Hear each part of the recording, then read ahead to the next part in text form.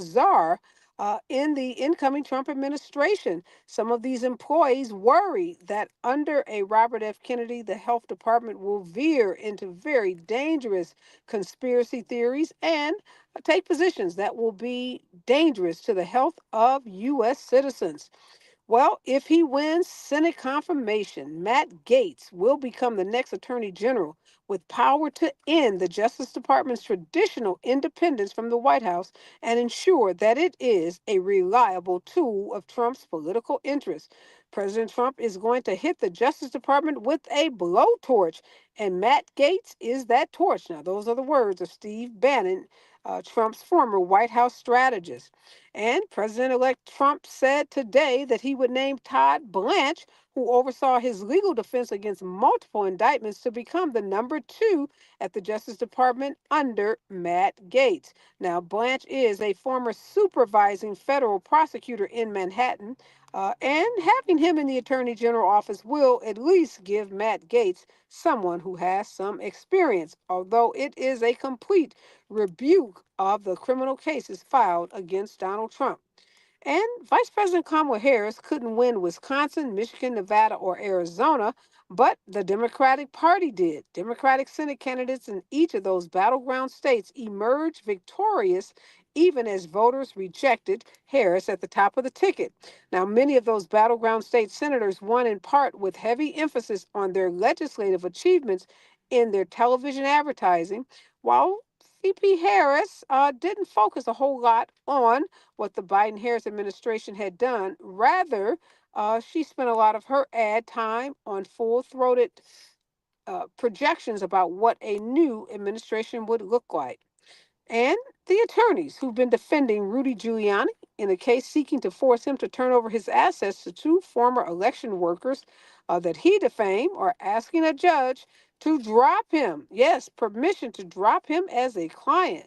Now, the exact reason for the request was redacted in a court filing late yesterday, but the filing suggested that Giuliani, who represented Trump in his challenges to the 2020 election, was being an unreasonably difficult client.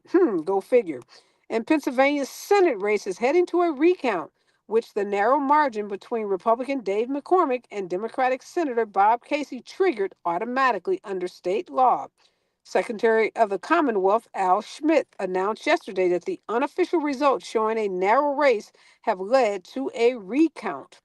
And President elect Donald Trump has set the stage for contentious Senate confirmation battles over some of his picks for cabinet posts, including that one I mentioned earlier of Matt Gaetz for Attorney General. As you know, or many of you know, Gaetz has been under investigation by the House Ethics Committee over allegations of sexual misconduct, illegal drug use, and accepting improper gifts. Many in the Republican Party say that that's a bridge too far for them, even to have someone under investigation lead the Department of Justice. Now, Gaetz resigned from the House yesterday, some say to avoid having that ethics report actually released, although congressional Democrats are pushing for that report to be made public. And Florida school districts have axed about 700 books from school libraries in the 23-24 school year. Now, some of these books include classic literature, such as A Clockwork Orange by Anthony Burgess, Slaughterhouse Five by Kurt Vonnegut, and a classic, particularly for Black folks, I Know Why the Caged Bird Sings by Maya Angelou.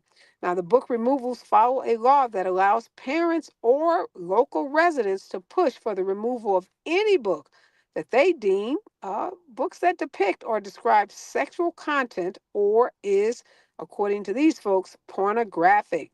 The office of Florida Governor Ron DeSantis has previously said the law protects children from indoctrination and gives parents the ability to determine what their kids will read during the school day. This is the news of the day, and this is Areva Martin in real time, and I'm your host, Areva Martin. This is your one-stop destination for today's trending news, expert analysis, and my unfiltered opinions.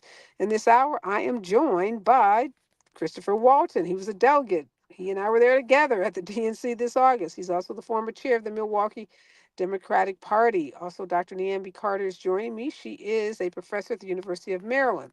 And in hour two, you know what we do? That's that hour where we go deep, where we dig behind those headlines and bring you those stories that people are talking about. Well, today I am on location in Palm Springs, California. I am awaiting a very crucial meeting of the Palm Springs City Council. They will be voting tonight on a historic package to provide justice to about 1,000 descendants and survivors who were burned out of their homes and pushed out of their communities in the 1960s. Their place of residence was called Section 14. I've been representing these clients for almost 3 years. We've been fighting to have their contributions, their parents' contributions recognized by the city. And there's going to be a critical vote on a settlement package tonight. And of course, I had to be here.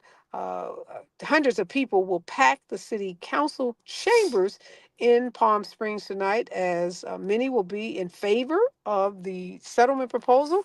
They will see it as a step forward and a way to bring more inclusivity to the city of Palm Springs, while others will be out tonight, I'm sure, in opposition, saying that Black folks, Latino folks don't deserve to be made whole, that they are not the only ones that suffered, and that city taxpayers' dollars should not be spent settling this claim. Of course, I will keep you posted on that vote tonight. But because I'm in Palm Springs today, in hour two, my colleague and good friend Angelique Francis will be holding it down. She has a very special live show coming up in LA this Sunday, where she takes her broadcast. It's right here on KBLA, called Living in a Sweet Spot. She takes that to a live theater in Los Angeles on Sunday. So she's going to be here in hour two, talking about her show and sharing some stories of inspiration with you. But before I bring on my guest, I just want to share with you something that has really been bugging me. And I'm sure you've seen these stories. These are stories of people who are having what we would call buyer's remorse.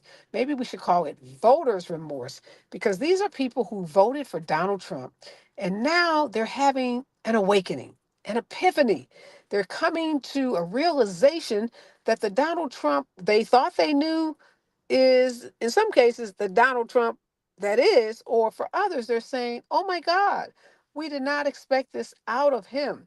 And here's one of the examples that I found the most galling. I was literally up this morning at 5 o'clock perusing the online news sites. And there was a story of these voters, Arab Americans, Palestinian Americans in Michigan. Now, you know, Michigan is the home of the largest Arab American population in the country. Dearborn, in particular, in Dearborn Heights. Uh, the state of Michigan has not voted for a Republican president since Ronald Reagan in 1984. But yet, in this 2024 election, Michigan went for Donald Trump. And it was in part because Dearborn and Dearborn Heights were carried by Trump. Those are two counties that Kamala Harris did not carry, even though they were carried by Joe Biden, and they've been carried by Democrats for years. And Dearborn Heights are both home to large Muslim populations. In fact, some folks who call themselves Muslims for Trump, and folks who were responsible for that non-committed vote. Now, Donald Trump was very strategic. He sent his Tiffany Trump, his youngest daughter, married recently, and her father-in-law is a Lebanese American businessman. So he sent his, family member, this Tiffany's father-in-law, and Richard Grinnell. You will remember Richard. Richard was a diplomat working in the Trump prior administration.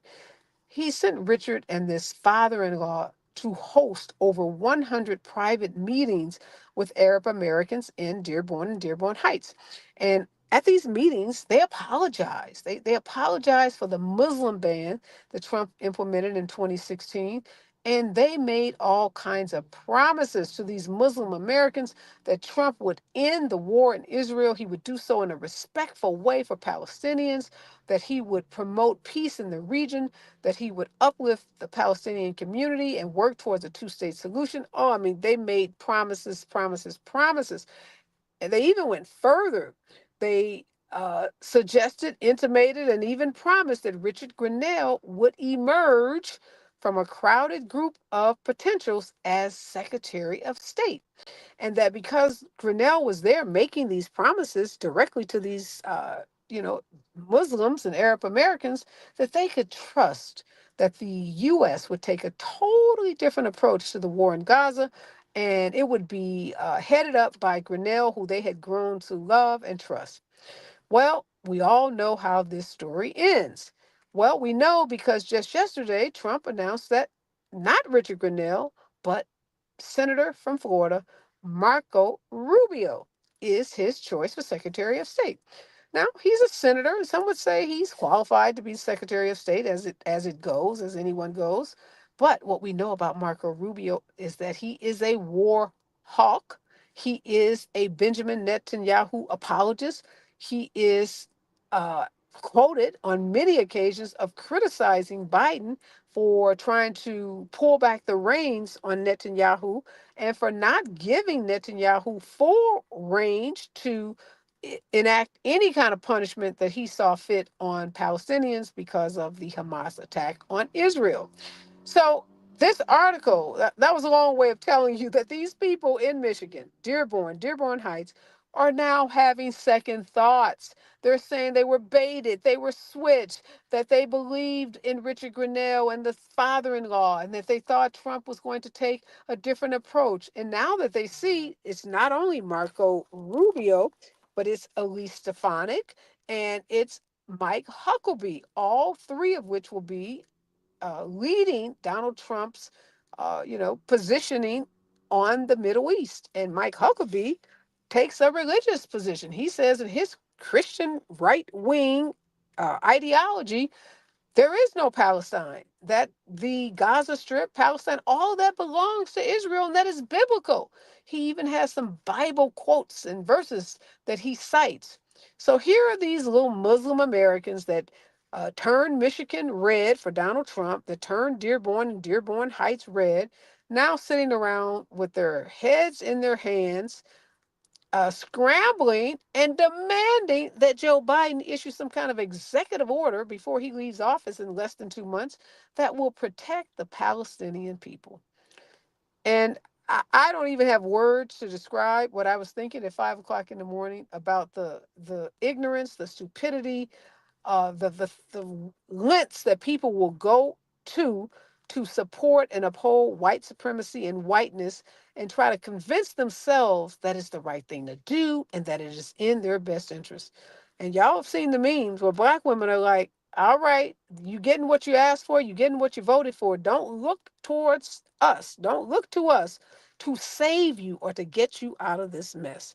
So I don't know what's going to happen to those Muslim and Arab Americans and Palestinian Americans in Dearborn Heights and Dearborn. I wish them well, but I also wish that they had not been so gullible, that they had done their homework, and that they didn't allow some empty promise by Richard Grenell and some new father-in-law to cause them to lose their minds, their senses, and now what may be their entire Palestinian community. Stay with us when we come forward. More of today's breaking and trending news right here on KBLA Talk 1580. You're listening to Areva Martin in real time on KBLA Talk 1580.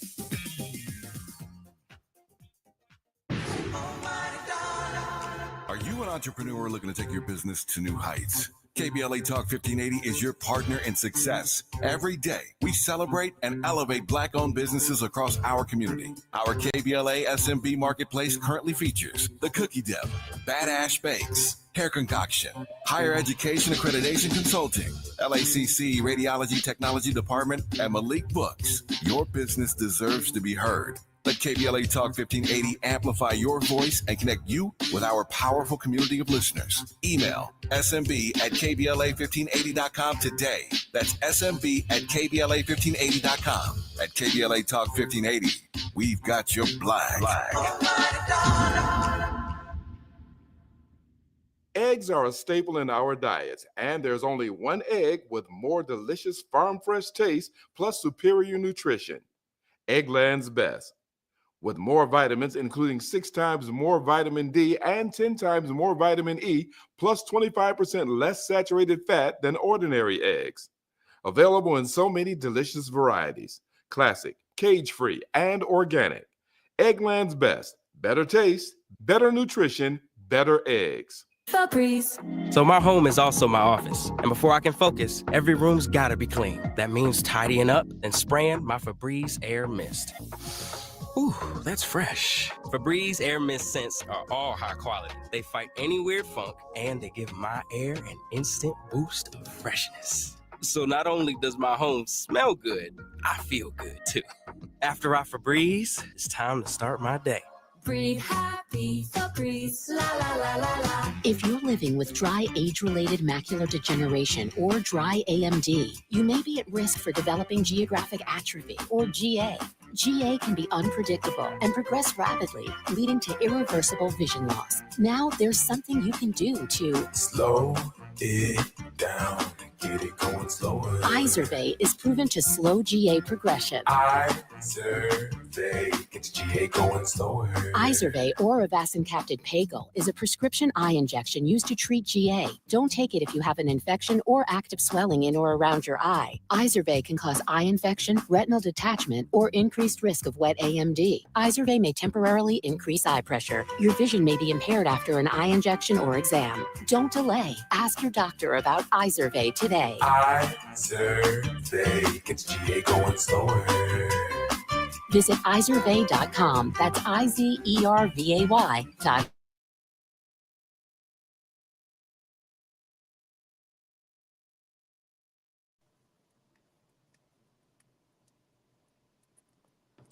I'm back, and in this hour, Dr. Niambi Carter and Chris Walton are joining me. And in hour two, Angelique Francis will be in the house. She'll be holding it down. She's hosting a live rendition of her show, Living in the Sweet Spot, that's coming up this Sunday in Inglewood, California. I'm sure she's going to tell you a lot more about that and how you can get tickets. And I am on location in Palm Springs, California today. Dr. Carter, Donald Trump told us that he was going to reward loyalists and that this administration was going to look different from his first one, where he was trying to appease what might be considered more conservative Republicans. This time around, he's just going for all the buddies and the friends, from Matt Gaetz to Todd Blanche to Tulsi Gabbard. And the Gaetz one is really shocking, even to Republicans, because Matt Gaetz has no experience leading a department as large as the Department of Justice, and he's under investigation for illicit drug use, illicit gifts, sex trafficking. I mean, you name it, and he resigns. Hopefully, I'm sure, was to try to thwart the publication of what was going to be, we've been told, the scathing report of his conduct. These people elected a civilly convicted rapist. I don't know why Matt Gaetz is beyond the pale. I think if anything, we know everything is possible. If you are a male and you are white in this administration, that the man at the top of the ticket is so compromised. I think it's laughable that Republicans now want to clutch their pearls and guffaw at a Matt Gaetz. Look at the person you elected president. The credibility is out the window. There is nothing left that Republicans can say. There's nothing that they can stake their claim on. There is nothing that they believe in politically. There is not a bar too low, right? There is not a hell too hot for them to traverse for literally the worst talent that they can find. And I don't even mean less evil talent. I'm sure there are people who are willing to do their bidding, but who are actually a little talented and have some skill sets in what they want to do, but they're not even doing that.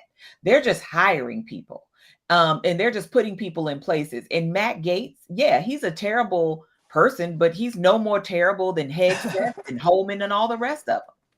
Well, the interesting thing is Todd Blanche is a legit good attorney, former federal prosecutor, Yes, former litigator at a big firm. So he has the bona fides to be at the Justice Department. But it's interesting that, Chris, he didn't get the number one job, which would have Exactly. made a little more sense. Right. Clearly, he wanted someone like Matt Gaetz, a flamethrower, to be in the top spot. And then I guess his theory is that Todd Blanche will do the heavy lifting, do the real legal work, because Matt Gaetz isn't qualified to do any of that. Exactly. Yeah, no, we are in a situation right now. The Legion of Doom has come into reality. This is this is exactly what looks like an episode of Super Friends, and we are in trouble, y'all. We got Dr. Brainworm running the Health and Human Services Oh, Department. scary. We got Matt Gaetz. I probably never mind. I can't even say that. We got Matt Gaetz, Attorney General. Lil Marco. His friend from Florida is now Secretary of State. Hey, you were warned, America. Nevertheless, you persisted. Exactly. What do you make, Chris, of these voters? This story, coming out of Dearborn and Dearborn Heights, and all these people like, oh my God, we thought Richard Grinnell was going to be the Secretary of State and Trump was going to work for peace. And, I hate to give Trump any credit, but this article talked about how they strategically placed Grinnell and his father-in-law in Michigan. They said they basically lived in Michigan. And when Trump would come to these rallies, they would have him go off stage and handshake a couple of these folks. And literally Trump apologized for the Muslim ban. And that's all the people need to hear. Well, he was sorry. He's going to do better. And since 84, Michigan has not gone for a Republican. And not only did it go for Trump, these two solid Democratic counties went for Trump. There is no education in the second kick of a mule. But That's America's right. about to find out. It just hurts. And so we're looking at a situation where people are, looking at things and saying, well, he won't do that to me, or I trust him, I believe him. This is like a bad ex we have led back in, and we can't seem to just. Maybe we need to talk to our friends. Maybe the kids need to go live in Canada or Mexico for a little bit of something until we can get this right. But we got a problem, and we are about to fill this problem because we have not looked at the facts. We leaned on our own, the vibes. They're calling this a vibes recession. The reality was we didn't came out of a situation where 16 million new jobs have been created. We are bipartisan legislation rebuilding America's infrastructure, putting money into getting rid of lead pipes, putting money into different events, bringing broadband to rural areas, putting money into schools. And America said, "Nah, I'm going back to him because he's funny. He make me laugh." And so now you're about to laugh for the next 4 years. Get ready for 2029. Yeah, and Dr. Carter, so much focus on Black voters, Black men, now Latino men. Why aren't we talking about the real elephant, the 53% of white women that voted for Donald Trump? I even had a white guy say to me, don't blame us. It was those white women. Well, we let white women get off in 2016, but also since every election since Richard Nixon. White women have voted largely like white men, but they haven't been part of the conversation. And I think what this coalition was hoping for, with this Harris coalition was hoping for, that women would think of their interests, white women, let me be specific, because Black women did what was supposed to do, what was supposed to be done. That they would think of themselves more as women and less as just sort of white people who have interests in reproductive care and reproductive justice, not just in abortion, right? Like in IVF protections and all those kinds of things. And those women at the end of the day, I think, leaned on their own misogyny and said, I still want the strong man to protect me. I still want to be the damsel. And unfortunately, imperiled themselves and all the rest of us, because I agree with Chris. People bought it. And so now they got to live with it. The problem is most of the people that bought Donald Trump this go round aren't necessarily used to the disappointment that comes with politics and having to satisfy yourself with what's available. Black people have been doing that for years. How many times have we held our nose and voted for somebody that we didn't necessarily like because we understand voting as a harm mitigation strategy? It's not always just about getting what you want. It's about, can we keep this thing together long enough so that we don't get hurt, other people don't get hurt, and we preserve the opportunity to get something better later? See, Americans think that there's always going to be another election. We can't be certain of that with this particular person. Oh no, he hinted at that yesterday. He made a joke about a third term, and when you own all the marbles, he's not That's just right. renting the marbles; he owns the marbles. And there's no, I mean, like, people keep hoping that Thune is going to do something or Cornyn is going to do something. The guardrails are off. What we saw the first time was a dress rehearsal. When he put Susan Wiles in there as his chief of staff, they call her the Ice Queen for a reason. That woman is an operative through and through. And these people will sacrifice any and everything to get what they want. And I think it's really unfortunate that whenever people say, listen to Black women, not just Black people, but Black women, everybody says, no, we don't got to listen to them because we've only been saving this democracy for more than a century. Yeah, hold that thought, Dr. Craig. I want to go back to Susan Wiles and Stephen Miller. What a combination. And they are at the top of this administration. When we come forward, got to talk about our health and Robert F. Kennedy. Now, we all are in danger if Robert F. Kennedy gets past confirmation and is the health czar, which is what Donald Trump says he wants to happen. Stay with us. KBLA Talk 1580 when we come forward. Right time. More of Areva Martin in real time when we come forward.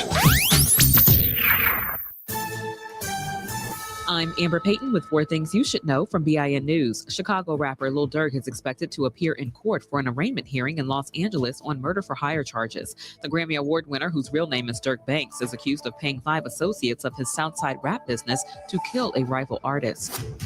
A tropical depression in the Caribbean has strengthened into Tropical Storm Sarah. This marks the 3rd named storm in November as waters remain abnormally warm. The National Hurricane Center is warning residents on Florida's Gulf Coast to watch the forecast as the storm could hit the U.S. next week. Palm Springs, Florida is close to approving a $27 million reparations deal with Black and Latino families forced from their homes in the 1960s. And according to a UC Berkeley survey, if Vice President Kamala Harris runs for California governor in 2026, she could hold a strong lead with nearly half of voters and 72% of Democrats likely to support her. Get BIN News on demand 24/7 at BINnews.com.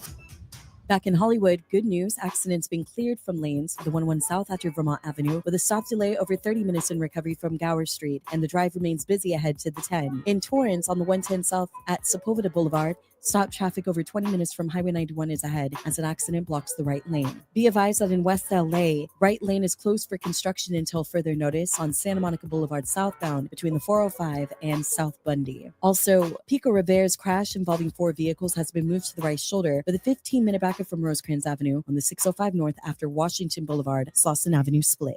Some people just know you could save money on car insurance by checking Allstate first. Those people are probably saving a carload of cash right now.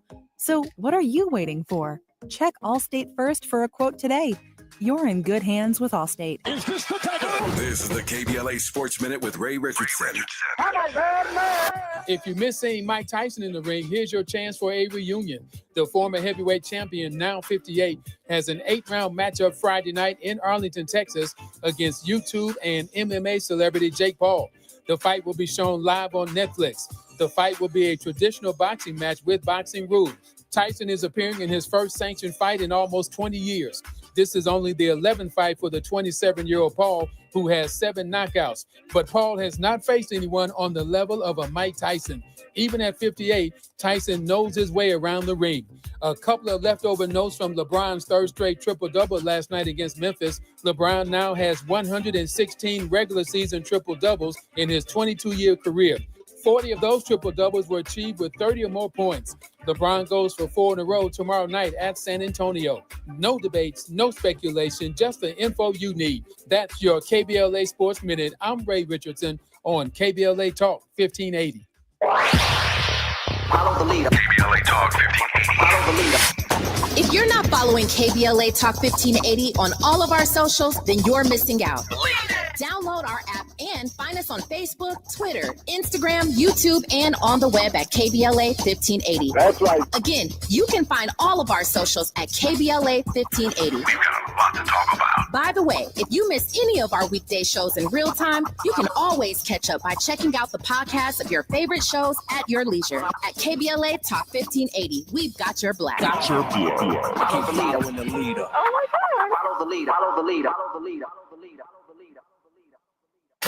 You're listening to KBLA Talk 1580, where climate is king. Climate is king.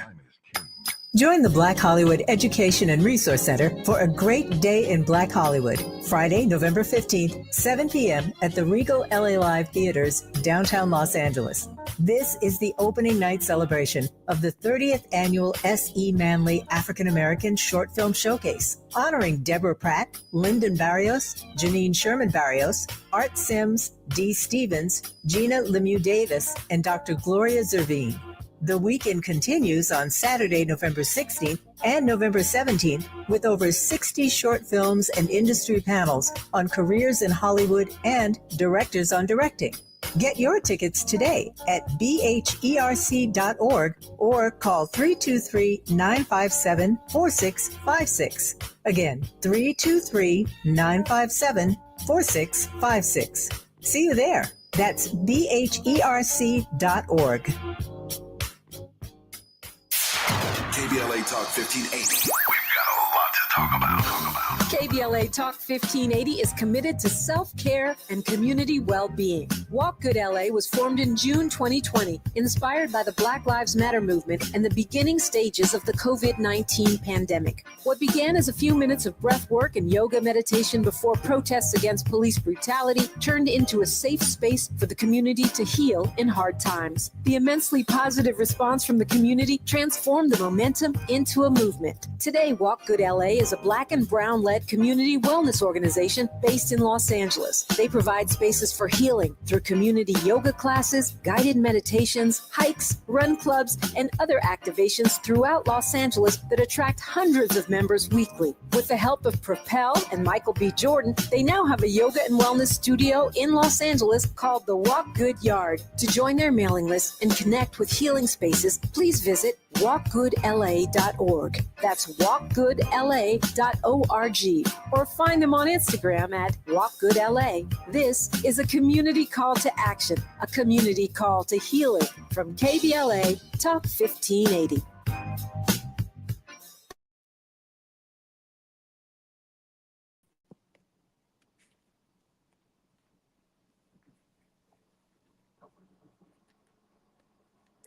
We are back, and Dr. Naomi Carter and Chris Walton are joining me in this hour. And in hour two, our very own Angelique Francis of Living in the Sweet Spot with Angelique Francis. You can hear her program on KBLA every Saturday. She's going to be holding it down for me. She has a live show coming up this Sunday at the Miracle Theater in Inglewood, California.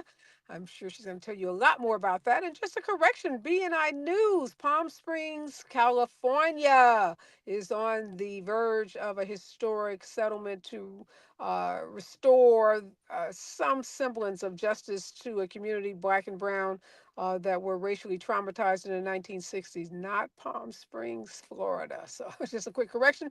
That's where I am right now, broadcasting live from Palm Springs, California. All right, Chris, we're talking about these appointments, and folks, some shocked and surprised that Donald Trump is doing what he said he would do, which was to reward those that have been loyal to him and then seek retribution against his enemies. And so far, it feels like Trump wasn't surprised at this win like he was in 2016. And they have a pretty well-oiled machine that keeps rolling out. It seems like every 2 seconds I get a notice on my phone, some alert. So when he gets the keys to the White House in January, he's going to have a cabinet that's ready to go. Now, that's very scary for the American people, given who he has been appointing. But it appears to feel more organized. I'll call it that. And Susan Wild, who Dr. Carter said is, known as the Ice Lady, seemingly is doing her job, and she got Stephen Miller. So scary combination, but so far they have been hitting the ground running. And she is She is the ice lady. It is real. She's literally a real political operative. She was so bad she got pushed out of Florida politics by Ron DeSantis. So what does that say? And so Trump brought her in to professionalize his operation after the 2020 loss, and she's not as loud and brash as everybody else around him, but she knows what she needs to get done, and her capacity of corruption and shady dealings knows no bounds. The fact Well, that her daughter, that's Trump, right? well, exactly. Well, that's not Trump because she know how to keep her mouth shut and just do it. He, on the other hand, is loud and wrong always. And so we're looking at a situation of, she knows what the mess she's making. This is the same woman whose daughter had to resign from the White House in the last Trump term because she couldn't pass the FBI background check, and then ended up working on the campaign and being the fourth highest paid staffer on the campaign, making $222,000 a year. And not to mention her strong lobbyist ties to the Chinese businesses that apparently, Donald Trump can't stay in China, yet all of his people got lobbyist ties to Chinese businesses. And don't even get me going on Stephen Miller. Wow, that's what's so scary. And so, when you hear these people like the folks in Michigan say that they were baited and switched, you really can't even, it's not even a credible statement because, yes, Richard Grenell and this father-in-law may have been whispering lies to them, Dr. Carter, but Donald Trump was telling you loud and clearly what he was going to do. He was not lying about any of it. And people just didn't want to believe him. They just didn't want to believe that somebody like Robert F. Kennedy, who is the biggest disseminator of conspiracy theories around vaccines and our health, who has no scientific, no medical background whatsoever, not even a public health master's degree. Everybody got that from Harvard Kennedy School. Get your public policy. It seems like they give them out like candy. He doesn't even have that. And I'm sure as a Kennedy, he could have gotten that from Harvard pretty easily, but he doesn't. That is scary. Well, I mean, again, he's another mediocre man that has benefited from having a wealthy family with the right name. He went to the right schools. He has the right social network and the right connections. I mean, the things that he wants to do, like potentially or allegedly getting rid of childhood vaccines. It's like, do we want to go back to the 19th century? I mean, did we forget what childhood mortality looked like then? I mean, we all have parents and grandparents who talks about, when the polio vaccine came and what a relief that was. So to have this man who's seemed to collect nothing but the carcass of dead animals, talk about he's going to take the fluoride out of the water, right? Because I guess all of our teeth should rot too. And he wants to bring back childhood illness because that's what this is going to do.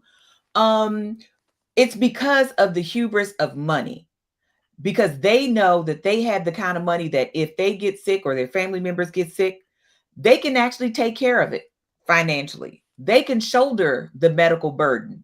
They are assuming that the medical infrastructure can, quote, fix their children and they'll be good as new, not thinking that there could be long-term health consequences of these childhood illnesses. I mean, these people, we could call them ridiculous, and they are, but they're dangerous because they've been empowered all of their lives to think that all it takes is a little bit of money to fix everything. The problem is most of us don't have the kind of money and access that these people do. So when they run around saying these crazy, reckless things about ivermectin or bleach or whatever the case may be, whatever the disease du jour is, these are the people, if they get sick from raw milk, they could probably get the help that they need and it won't bankrupt their families. I don't know that the rest of us will be so lucky. So, a Kennedy will do what a Kennedy will do. But I think it's a sad day when your own family, your own siblings say this person isn't qualified. We wouldn't even vote for this person. Yeah, but he did strategically. He did the best thing for him, which was Absolutely. to fold his tent up and throw his support behind Donald Trump, make him a deal to get him a cabinet position, and it looks like it's paying off.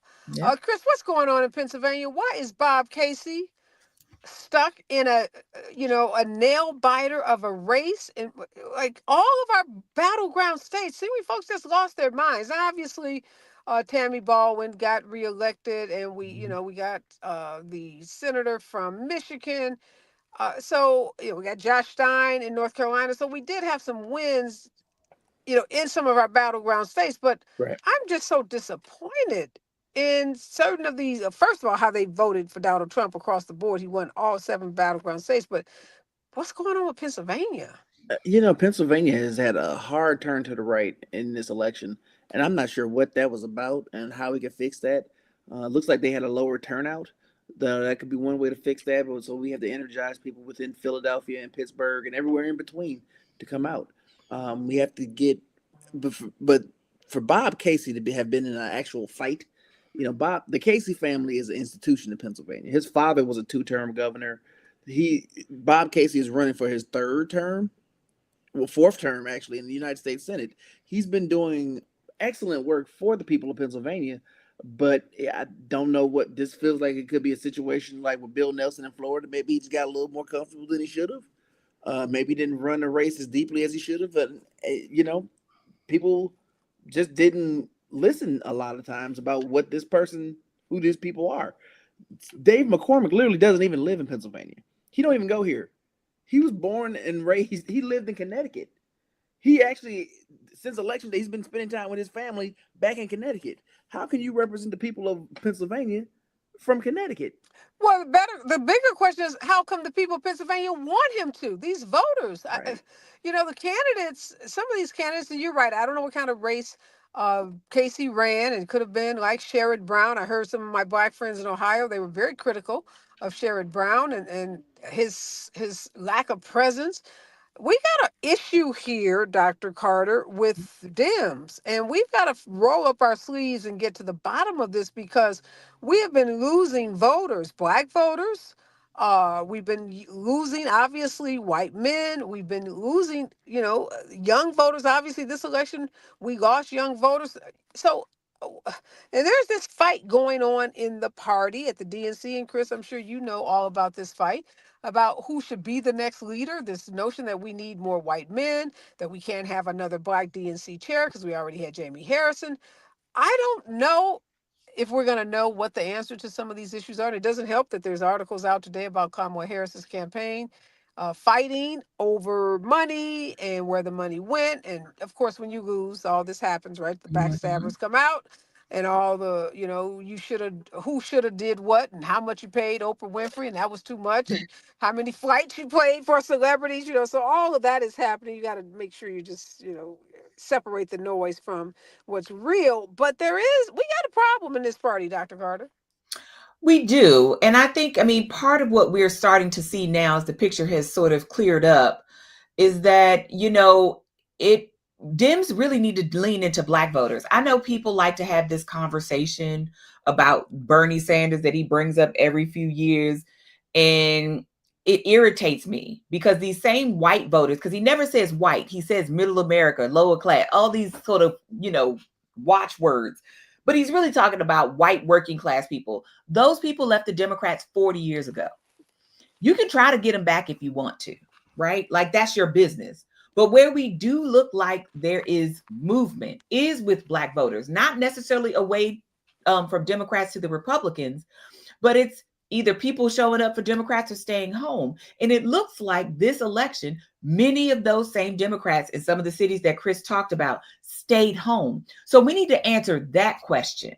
And really, we need to not ask why Kamala Harris lost. We need to ask why Donald Trump won. And that's a very different question, because those people knew exactly who that man was, and they picked him anyway. And in some respects, it doesn't matter who would have been sitting in that Democratic seat. Or well, in that let me stop you, Dr. Carter. If that's the case, if the people being the voters, because he right now has won the popular vote, and obviously he won the electoral college vote.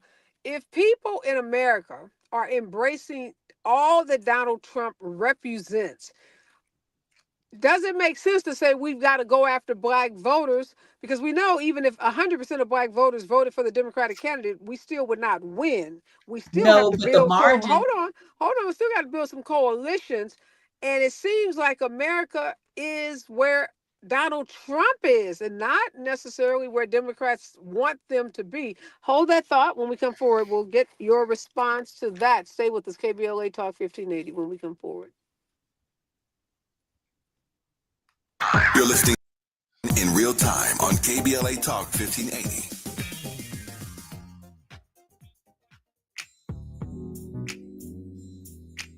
Tips to help improve basic steps for building a budget in 2024. Building a budget can help you achieve and reach your financial goals. With a budget, you can keep track of your spending, avoid and get out of debt, limit overspending, pay bills on time, and build solid savings habits. What's the best way to get started?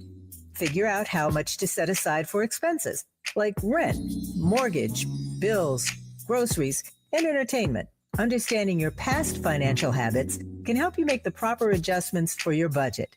Adjusting to a budget can take time as you work to find the right balance, but keep working on it.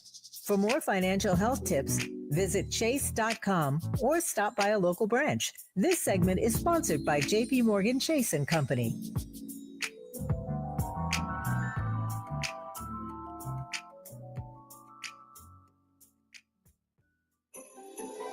This season, Chevy brings classic pairings, cookies and milk, mistletoe and kisses, and your holiday plans and a new Chevy.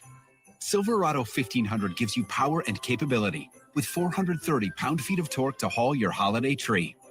The Equinox EV and all-new Equinox, America's best compact SUV for new vehicle quality by J.D. Power, offer both confidence and style to see you through the holiday season.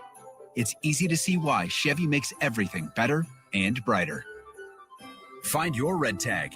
Get 0% APR financing for 36 months on select popular Chevy models when you finance with GM Financial. Chevrolet, together let's drive.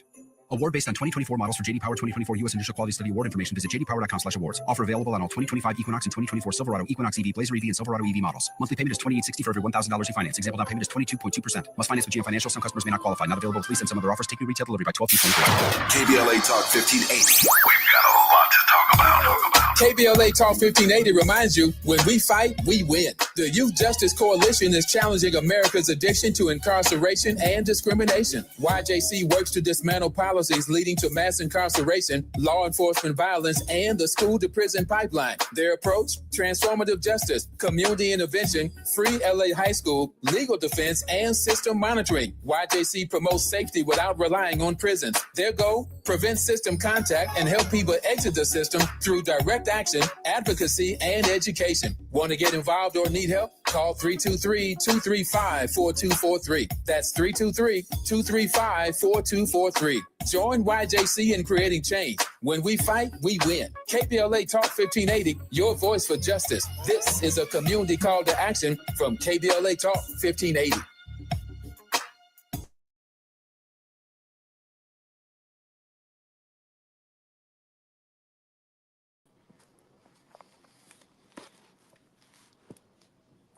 We are back. And so, Dr. Carter, you think the problem or one of the issues that the Dems have is that they are not leaning in enough to black voters, which is why we have seen black voters on the margin not show up, not just at this election, but we've seen that kind of attrition of black voters happening over the last several election cycles.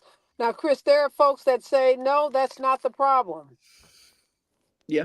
I don't think that it necessarily is the problem that we're not leaning into black voters enough, because we literally had a black woman as the nominee. We had to put a whole black male agenda out there.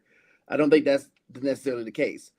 I think our issue is we try to be the smart, people don't always like the smartest kid in the room.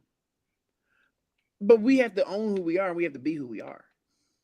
We have to always be, especially if we're putting forward people who are not the majority population, we've always been told you got to be twice as strong, you got to be twice as smart, twice as fast to get half of what they got. And I think what we ran headfirst into a buzzsaw of sexism across the board, where there are literally people who just said, I don't think women should be in leadership positions. And that's a problem. I think we ran into a situation where, because even in some places like Wisconsin, for example, we had about 93% turnout in Wisconsin, which is fantastic. But they also got that same amount of turnout out of Wisconsin. And we're looking at a situation where we're grinding down the amount of people we could turn out in Wisconsin because more people are moving away. So how do we fix that? Um, people are moving to Georgia. Vice President Harris got more votes than President Biden did in Wisconsin and Georgia and North Carolina. But we have to figure out how do we get those low propensity, low information, anti-intellectual voters who may not necessarily show up. We have a problem in this country with racism, misogyny, anti-intellectualism, xenophobia.